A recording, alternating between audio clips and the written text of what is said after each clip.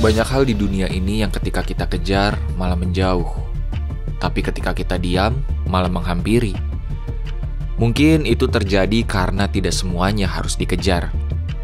Seperti puncak gunung, beberapa hal cuma perlu dianggap sebagai bonus. Kalau berhasil jadikan hadiah, kalau tidak berhasil, ya sudah.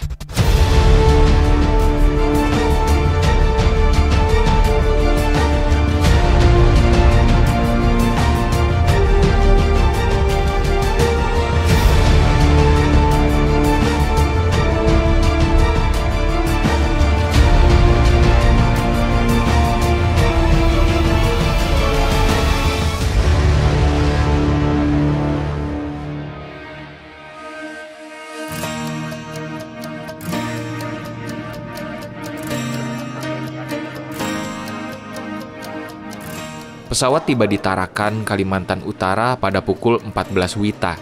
Selain saya dan Furki Syahroni yang bertugas sebagai juru kamera, dalam ekspedisi kali ini turut serta Reza Duyanda alias Ejak Mas Kumis sang juru masak, juga Ganda Wijaya alias Mang Batman.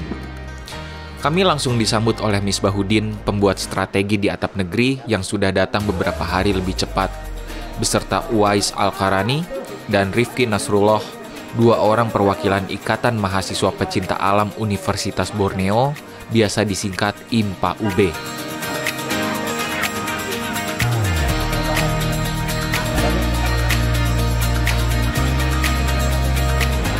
Ini adalah hal yang patut diapresiasi dari Indonesia, makanannya enak-enak. Waktu saya keluar kota maksudnya pas di negeri orang, padahal negeri kita juga isinya orang ya. Terus aja anjir. Sorry. Waktu saya di negeri seberang, nyebrangnya itu harus lihat kiri kanan. Tapi benar kalau di sana itu masakan Indonesia itu mahal sekali tuh. Iya, bahkan yang kayak gini aja bisa nyampe kalau dirupiahin 200.000. Bayangkan di sini adalah karunia yang patut kita syukuri karena di negeri kita ini tumbuh kembang padi sangat bagus. Di sana sulit. Negeri 4 musim. Di kita juga musimnya banyak. Musim kemarau, musim hujan, musim rambutan, musim durian, musim kawin. Oh, satu lagi. Politik. Rombongan kami dibawa menyusuri jalanan khas Kalimantan Utara yang tak begitu ramai, hingga tiba di bangunan sekretariat IMPA UB. Disinilah rencananya tim akan menginap malam ini. IMPA UB artinya adalah Ikatan Mahasiswa Pencinta Alam Universitas Borneo Tarakan. Nah, ini kawan-kawan semua sudah membantu, lihat, langsung membantu semua. Kuat sekali para pemuda ini. Kadang-kadang kalau saya melihat kekuatan para pemuda ini, saya jadi ingin udahan aja naik gunungnya, biar yang muda-muda aja. Saya tinggal ngedit di rumah. Seolah tak mengenal jeda, kami langsung berbincang perihal tujuan ekspedisi atap negeri Gunung Harun. Ketinggiannya hampir 2.200-an mdpl, bukan yang tertinggi di Kaltara memang, tapi kemungkinan besar menjadi salah satu yang terunik. Ya, pantangannya salah satunya nggak boleh melempar batu ke sungai. Alasannya takut ada hal-hal yang tidak diinginkan. Terus yang kedua nggak boleh menjemur di jam 6 sampai jam 7 malam ya, maghrib tuh ya, maghrib. Terus nggak boleh beraktivitas makan, merokok di jam 6 dan jam 7. Oke, jadi setahu saya, ini mungkin bisa dikoreksi, tapi memang Kaltara adalah salah satu provinsi yang paling terakhir sebelum baru-baru ini ya. Jadi kalau nggak salah sekitar 2012 atau 2013 ya dulu baru menjadi provinsi sendiri, Kalimantan Utara ya. Waktu itu berarti masuknya ke Kalimantan Timur. Nah, baru ada Pemekaran ya berarti disebutnya ya. Jadi Kalimantan Utara. Baru setelah itu jadi 34 provinsi dan setelahnya sekarang menjadi 38 provinsi. Begitu. Penerbangan dari Tarakan ke Krayan atau Nunukan ke Krayan itu kan pakai pesawat Karapan ya. Karapan jadinya untuk membawa gas portable itu nggak boleh, nggak diizinin gitu. Jadi memang tingkat kesulitan Gunung Harun ini yang salah satunya itu. Kita nggak boleh bawa alat masak, kompor karena regulasi penerbangan.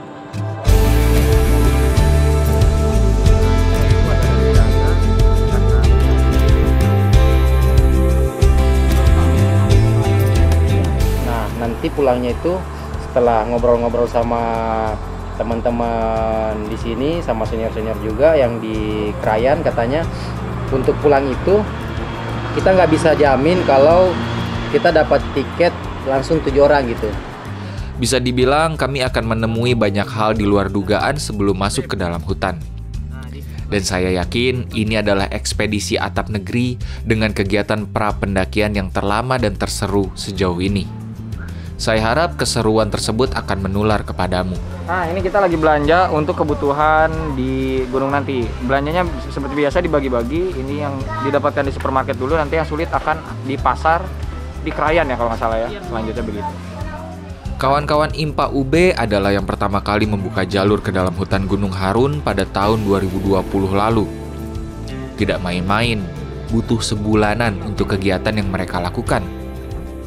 Hal tersebut melibatkan menunggu transportasi paling terjangkau, sosial pedesaan, juga buka jalur. Saat tim atap negeri berkoordinasi dengan kawan-kawan IMPA UB pada tahun 2022 silam, ada sedikit antipati dari mereka untuk memberi informasi. Nggak boleh beraktivitas di jam 6 sampai jam 7 karena mitosnya di Krayan itu ada hewan kuir katanya nanti datang. Hewan kuir itu apa? Sejenis harimau dia. Mungkin timbul kekhawatiran, kami akan mengklaim jalur Gunung Harun sebagai temuan kami. Menepis kecurigaan, justru saya malah menawarkan untuk melibatkan mereka dalam ekspedisi atap negeri. Bagi saya, menjadi pionir tidak sepenting itu. Yang terpenting, mendokumentasikan agar diketahui halayak ramai. Syahdan diutuslah Wais dan Rifki agar turut serta.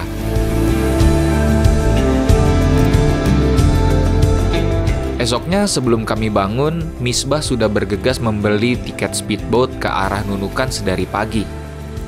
Speedboat atau perahu cepat selalu penuh, katanya. Makanya meski berangkat siang, tiket mesti diamankan dari pagi. Apa tuh? Dapat. Udah nih tiket speedboat menuju Nunukan di jam 1. Dari Jadi sini jam kita 1. berangkat jam berapa? Dari sini kita berangkat jam 12. 12. Oke. Sip. Kami kemudian packing. Saat matahari tepat di atas kepala, tim atap negeri melaju menuju pelabuhan.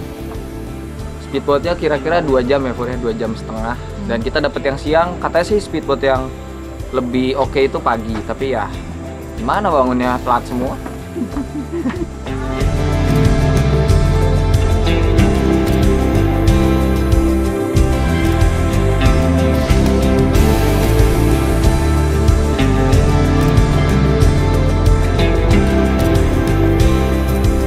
Semoga lancar dan tidak ada hambatan.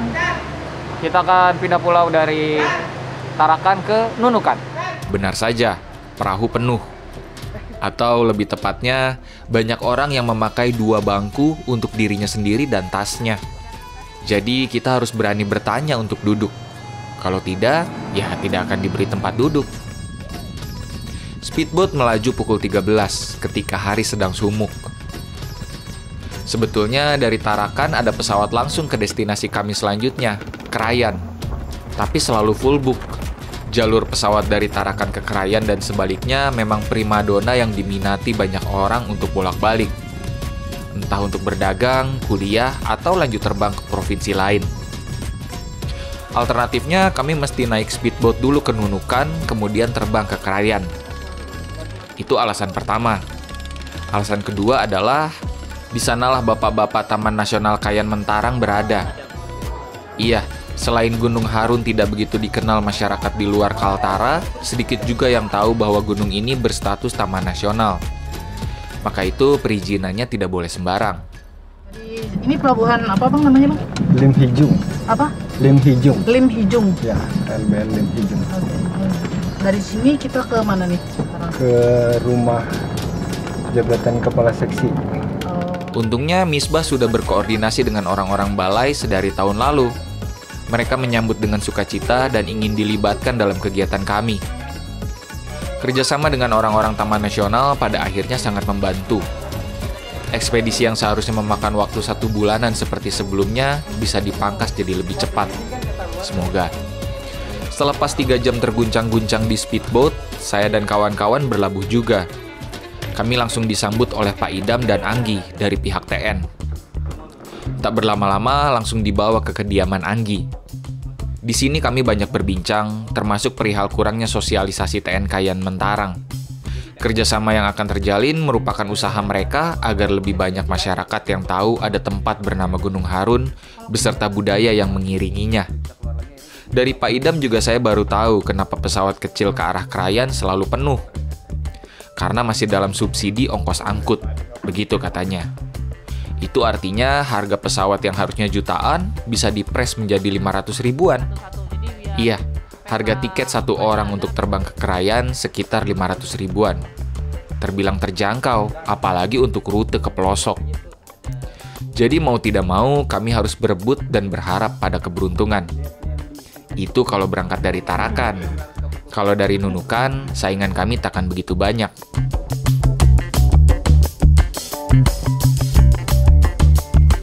Ada hal lain yang menarik perhatian saya. Saya baru sadar bahwa dari Nunukan ke Sebatik sedekat itu. Jika tebakanmu Sebatik yang saya maksud merupakan perbatasan Indonesia dengan Malaysia, kau benar. Saat ditawarkan untuk berkunjung ke perbatasan Malaysia tanpa lama menimbang, kami tentu saja mau. Kita menuju pelabuhan, kita akan menyeberang dulu. Hari ini ke sebuah tempat, Fur, di mana kita tidak merencanakan ini awalnya, Fur, ya? Iya. Kita akan ke perbatasan Sebatik, ya, Fur? Iya. Pulau Sebatik. Pulau Sebatik adalah perbatasan Indonesia-Malaysia. Nah, hari ini tidak diduga-duga kita akan menuju perbatasan tersebut. Luar biasa. Mari kita lihat perbatasan seperti apa. Yang terkenal dari sana apanya, Fur? Rumah dua negara. Rumah dua negara. Oh, kita ke tubuhnya dulu sekarang, oke? Oke. Gas. Anggi mengantar hingga ke sebuah dermaga. Untuk mencapai dermaga ini, kami perlu melewati sebuah lorong perkampungan. Speedboat kecil kemudian membawa rombongan untuk ke Sebatik, minus Anggi yang masih ada pekerjaan.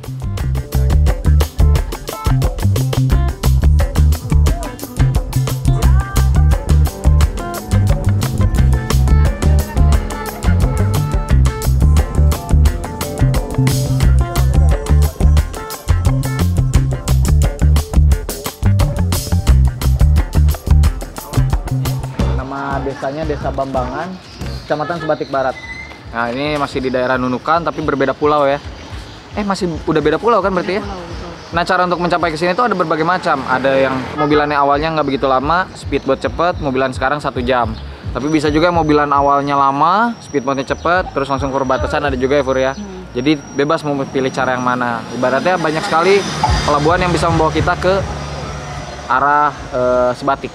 Nah, ini pertama kalinya saya, Furki, dan kawan-kawan akan melihat perbatasan Indonesia-Malaysia ya, Fur ya? Iya. Dan ini tidak diduga sekali karena awal kan cuma mendaki gunung, tapi ternyata keterlambatan jadwal di mana-mana, ketidakpastian jadwal membuat kita malah menemukan anugerah dalam ketidakpastian ini.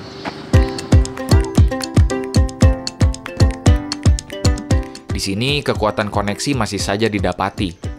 Kawan lama Misbah yang bernama Aca, sama-sama dari Sulsel, sekarang tinggal di Sebatik.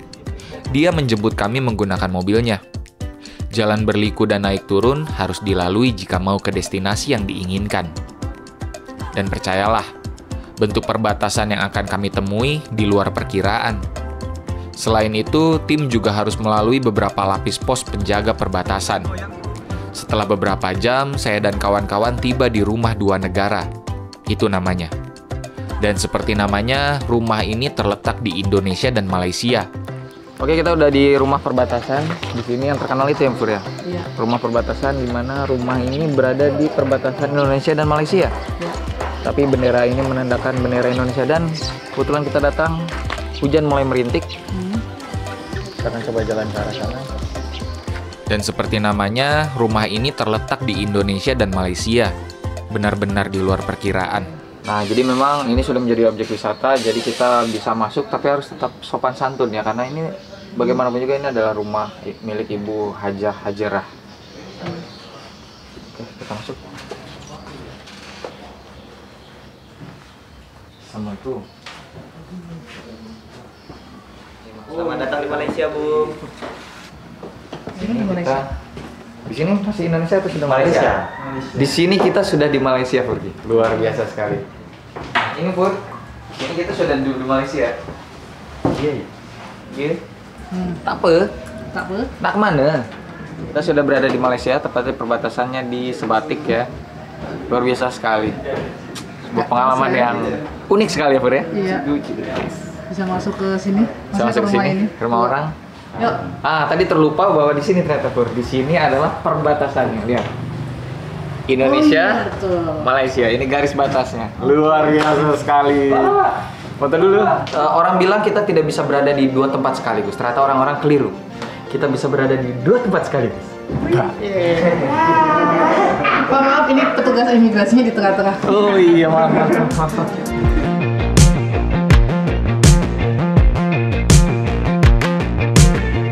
Lucu betapa dulu saya pernah bermimpi ingin berada di dua negara secara bersamaan. Dan secara tidak terduga, keinginan tersebut terwujud. Puas mendokumentasikan rumah dua negara, kami lanjut melangkah ke tugu perbatasan. Jaraknya tidak jauh.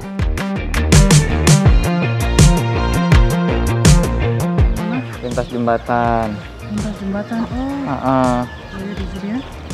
Kita bisa dari sini kayaknya melihatnya. Tapi ada pos sih.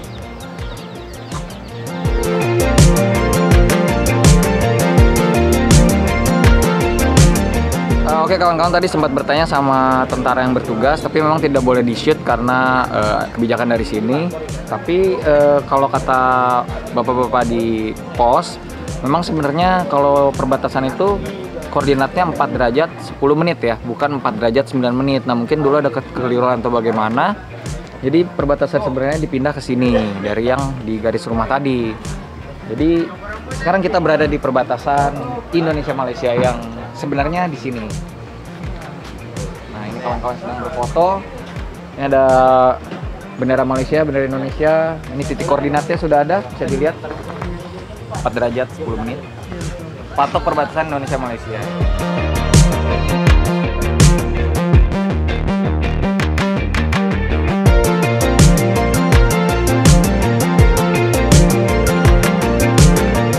Sejenak foto-foto, kemudian mampir di beberapa tempat sebelum pulang.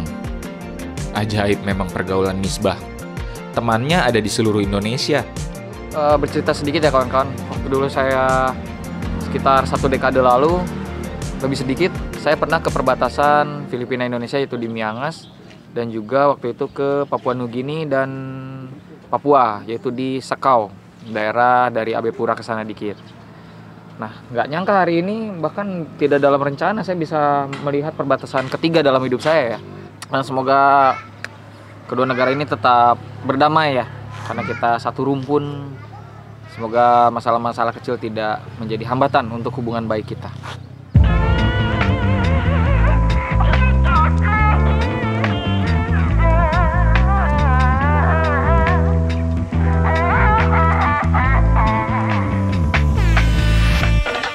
Kami singgah sejenak di pelabuhan di mana penjaganya adalah kawan Misbah yang lainnya.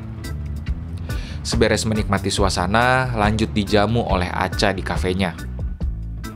Hari menjelang sore tatkala kami kembali ke Nunukan.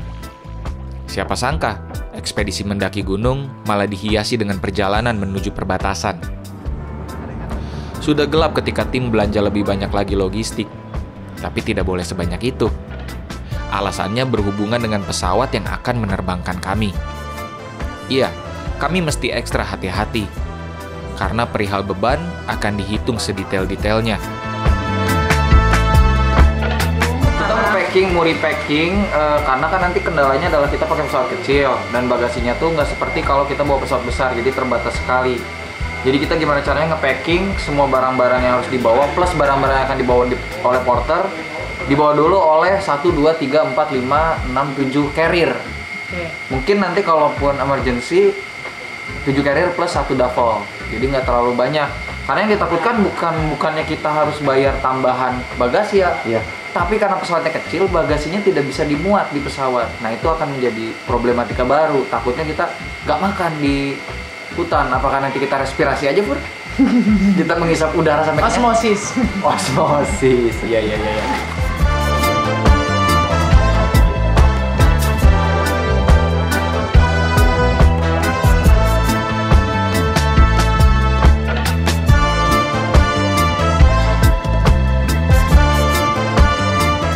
kamu sombong carrier kamu baru? Iya. Nggak, aku mau sombongin bukan brandnya, back systemnya. Jadi kamu sombong punya back system baru? Iya. Jadi kamu sombong punya tenda baru? Iya. Jadi kamu sombong bisa megang kamera baru? Iya. Ih, kamera saya. Iya.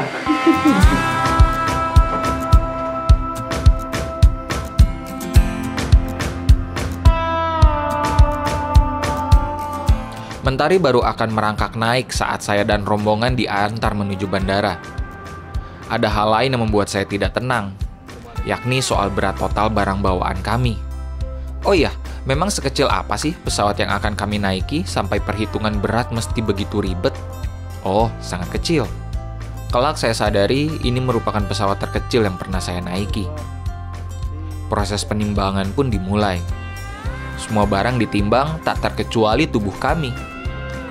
Ada kekhawatiran dalam hati, bagasi tidak bisa diangkut. Bukan masalah kalau over bagasi dan harus bayar, melainkan masalah kalau over bagasi dan barang-barang kami harus menyusul di penerbangan selanjutnya. Itu tentu menjadi hal memusingkan. Musabab pesawat menuju dan dari Krayan hanya ada 3 kali seminggu. Kalau barang-barang menyusul, pendakian kami kemungkinan tertunda.